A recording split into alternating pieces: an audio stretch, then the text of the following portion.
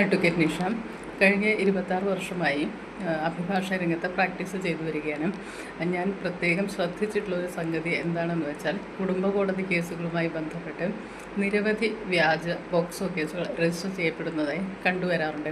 ഏതെങ്കിലും തരത്തിൽ എതിർകക്ഷിയായ ഭർത്താവിനെ കേസിൽ തോൽപ്പിക്കുക എന്ന ലക്ഷ്യത്തോടു കൂടി മാത്രം കുട്ടി കസ്റ്റഡി വേളകളിലാണ്, കുട്ടി കസ്റ്റഡി കേസിലാണ് ഇത്തരത്തിൽ വ്യാജ പോക്സോ പരാതികൾ ഉന്നയിക്കപ്പെടുന്നത്.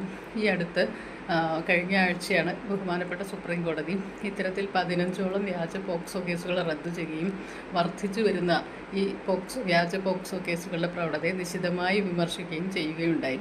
ആയതിനാൽ ഇപ്രകാരം നിങ്ങൾ ഒരു വ്യാജ പോക്സോ കേസിൽപ്പെട്ട് ബുദ്ധിമുട്ടി വരികയാണെങ്കിൽ, അതായത് വ്യാജ പോക്സോ കേസാണ് എന്ന് നിങ്ങൾക്ക് ഉത്തമ ബോധ്യമുണ്ടെങ്കിൽ നിങ്ങൾ ബഹുമാനപ്പെട്ട ഹൈക്കോടതിയെ സമീപിക്കാൻ മടിക്കരുത്.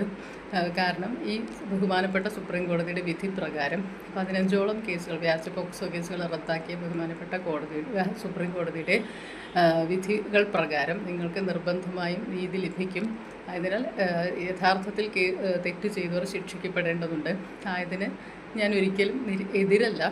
എന്നാൽ വ്യാജ കേസുകളിൽപ്പെട്ട് ഉഴലുന്നവർ നിർബന്ധമായും ബഹുമാനപ്പെട്ട ഹൈക്കോടതിയെ സമീപിക്കാൻ മടിക്കരുത്. നിങ്ങൾക്ക് തീർച്ചയായും സുപ്രീം കോടതിയുടെ ഈ നിരീക്ഷണ പ്രകാരം നീതി ലഭിക്കുകയും നിങ്ങളുടെ കേസ് റദ്ദു ചെയ്യപ്പെടുകയും ചെയ്യും. ആയതിനാൽ ബഹുമാനപ്പെട്ട ഹൈക്കോടതിയെ സമീപിച്ച് നിങ്ങളുടെ കേസ് റദ്ദു ചെയ്യുന്നതിനുള്ള നടപടികൾ നിർബന്ധമായും സ്വീകരിക്കേണ്ടതുണ്ട്. ആയത് ഇത്തരത്തിൽ വ്യാജ കേസുകൾ കൊടുക്കുന്നത് തീർച്ചയായും ഒരു താക്കീതായിരിക്കുകയും ചെയ്യും.